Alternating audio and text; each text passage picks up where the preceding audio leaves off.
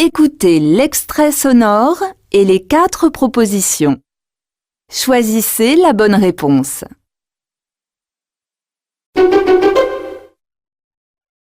Bonjour, installez-vous. Qu'est-ce que vous voulez boire? A, J'aime beaucoup ce restaurant. B, Je voudrais une menthe à l'eau. C, Merci. Apportez-nous l'addition. D, Un steak frites, s'il vous plaît.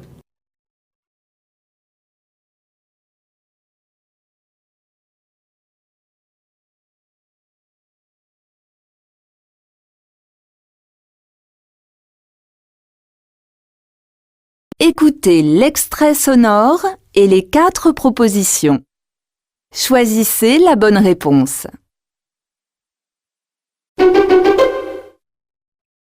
Oh, j'adore ce présentateur télé. Tu sais, il est sur TV5 Monde. Il passe tous les mardis soirs. A, Ah oui, c'est l'heure du journal. B, Ah oui, ils ont annulé le film. C, Ah oui, j'ai déjà regardé ces émissions. D, Ah oui, j'ai préféré ce programme-là.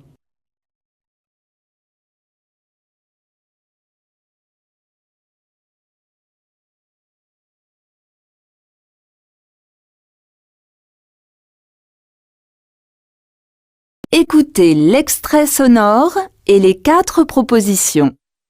Choisissez la bonne réponse.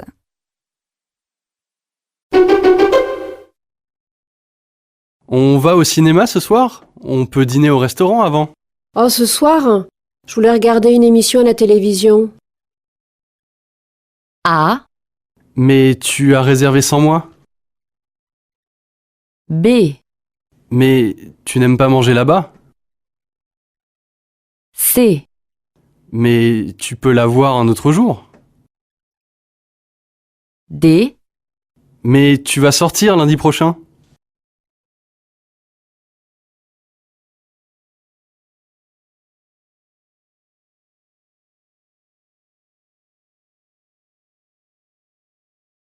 écoutez le document sonore et la question. Choisissez la bonne réponse. Bonjour, madame. Bonjour, je viens d'arriver à la gare et mon train est déjà parti. Qu'est-ce que je dois faire? Montrez-moi votre ticket. Ça vous coûtera 15 € pour l'échanger. Bon, très bien. À quelle heure est le prochain train pour Bordeaux? Dans 20 minutes. Quai numéro 5. Pourquoi est-ce que cette personne se présente au guichet?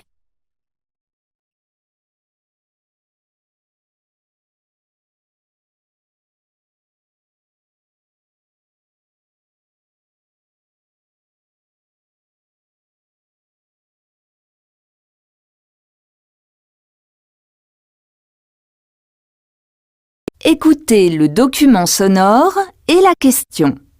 Choisissez la bonne réponse. Bonjour madame, Bonjour. je me présente, Christophe Pichon. Je suis formateur dans les métiers de la vente. Je suis en recherche d'emploi. Je voudrais vous proposer mes services. C'est que, pour le moment, notre équipe est complète. De toute façon, la directrice n'est pas là. Je peux peut-être patienter? Écoutez, laissez-moi plutôt votre CV, je le transmettrai à la directrice, elle vous appellera en cas de besoin. Que doit faire Christophe Pichon?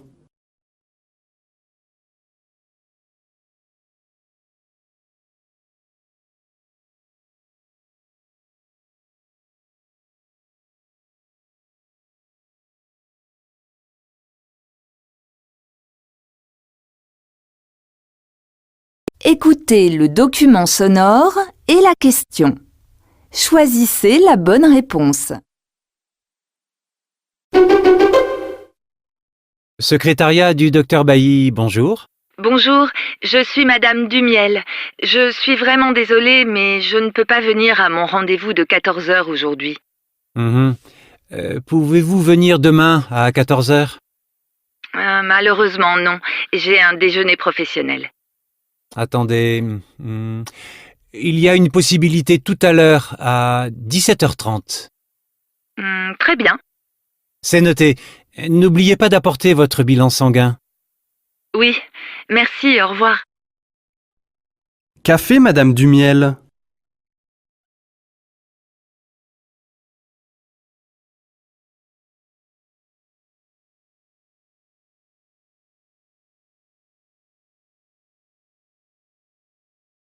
Écoutez le document sonore et la question. Choisissez la bonne réponse. Alors, tu as visité le château de Domantil? Oui, tu sais qu'en le visitant, un ancien président a dit « Pourquoi m'a-t-on emmené 7 fois à Versailles et jamais ici ?» Et c'est vrai que ce château est souvent oublié. Il se trouve où? Au milieu d'une forêt, à 50 km de Paris. Il a été reconstruit et est comme neuf. Il n'y a pas beaucoup de touristes et on peut le visiter dans le calme. Qu'apprend-on à propos du château de Domantil?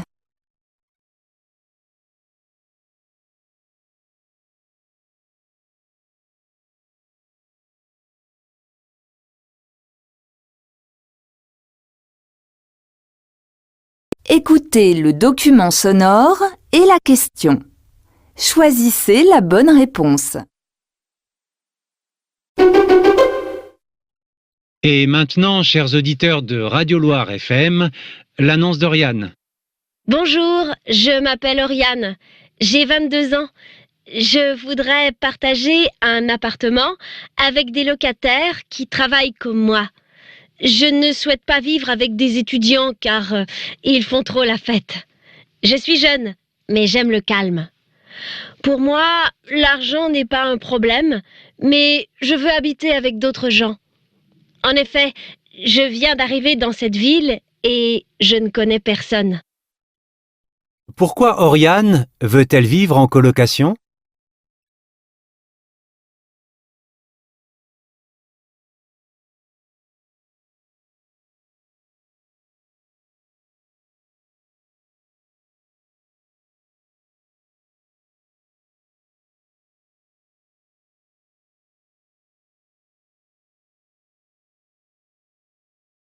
Écoutez le document sonore et la question. Choisissez la bonne réponse. Bonjour, monsieur Rollin. Qu'est-ce qui vous arrive? Je me suis fait mal au dos en déplaçant un meuble. Prenez ces cachets matin et soir pendant 5 jours. Et surtout, ne faites plus d'efforts et ne portez rien de lourd. Avec mon travail à la piscine, ça va pas être facile. Je vous donne un arrêt de travail de quelques jours. Avec les médicaments et du repos, vous irez beaucoup mieux dans une semaine. Que doit faire Monsieur Rollin pour soigner son dos?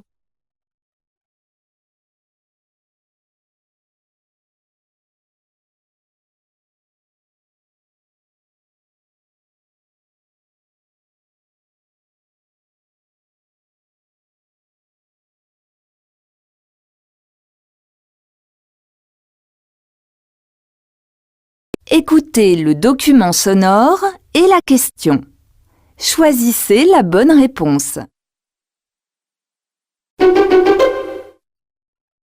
Nous vivons dans un monde qui est un monde de l'impatience, de la rapidité, et les apprentissages veulent tous de la lenteur. Et l'école du numérique, vous n'y croyez pas, de il la me patience. semble, pourquoi? Si, bien sûr. Oui, je crois que l'école peut tout à fait s'ouvrir au numérique. Je crois que la lecture numérique est quelque chose de tout à fait particulier qui est surtout, dirigé vers l'utilité. On prélève un renseignement dans la lecture numérique, mais on ne s'approprie pas le texte, on ne se le met ni en bouche, ni en mémoire. Et c'est cela qui fait, je crois, le prix, la saveur des apprentissages. Quel est le risque de l'école du numérique selon cette spécialiste?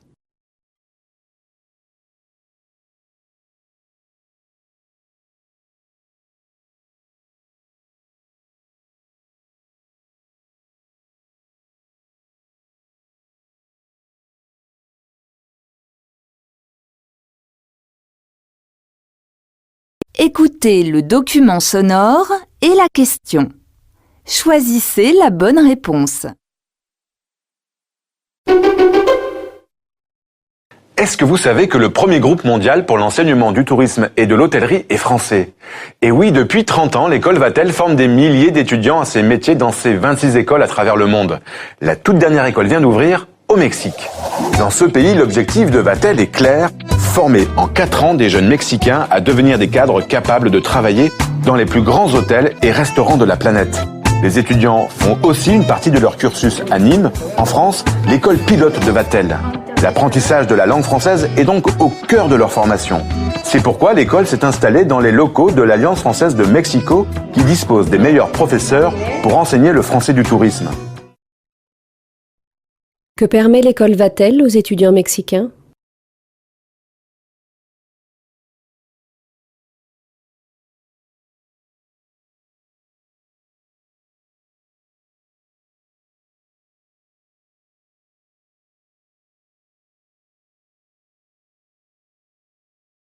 Écoutez le document sonore et la question.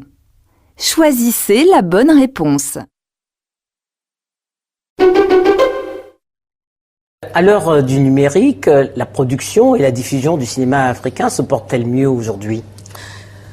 Le numérique n'a jamais permis au cinéma de bien se porter.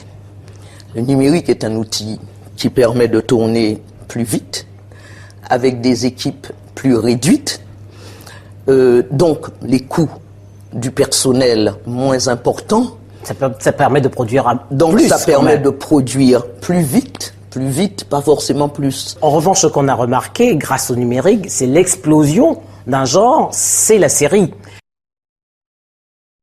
D'après la personne interviewée, que constate-t-on dans l'industrie du cinéma à l'heure du numérique?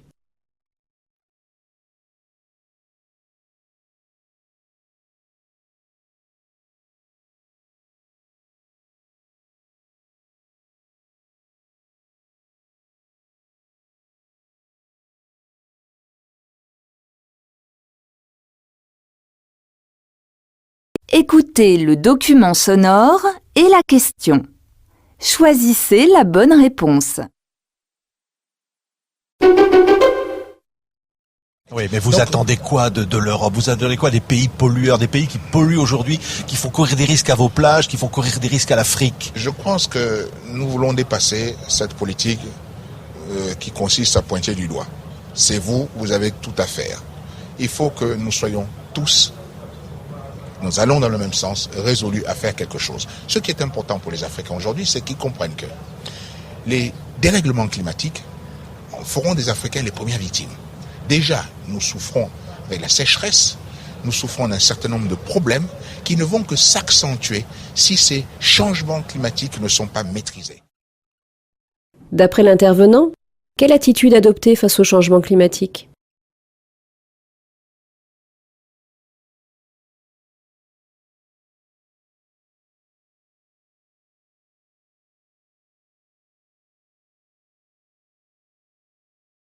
Écoutez le document sonore et la question.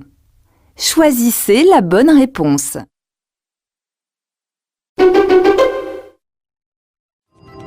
1 million de tonnes chaque année, c'est ce que représentent les couches jetables en France. Chaque nourrisson en gaspille 6 000 pendant les 2 premières années de sa vie. Le groupe Suez évalue en ce moment le potentiel de recyclage des matières. Plastique, fibres, polymères pourraient être valorisés, voire servir pour produire du biogaz. De quoi éviter un immense gâchis. Colin, je vous ai vu réagir sur les couches culottes. Alors, ça peut paraître anecdotique, mais c'est un vrai problème. Mais j'avais jamais pensé que en 2 ans, mes enfants avaient porté chacun 6 000 couches culottes. C'est énorme. Et c'est vrai que on se rend compte qu'on génère comme ça beaucoup de pollution dont on se rend pas compte et qui viennent du confort dans lequel on est. Comment réagit l'invité de l'émission?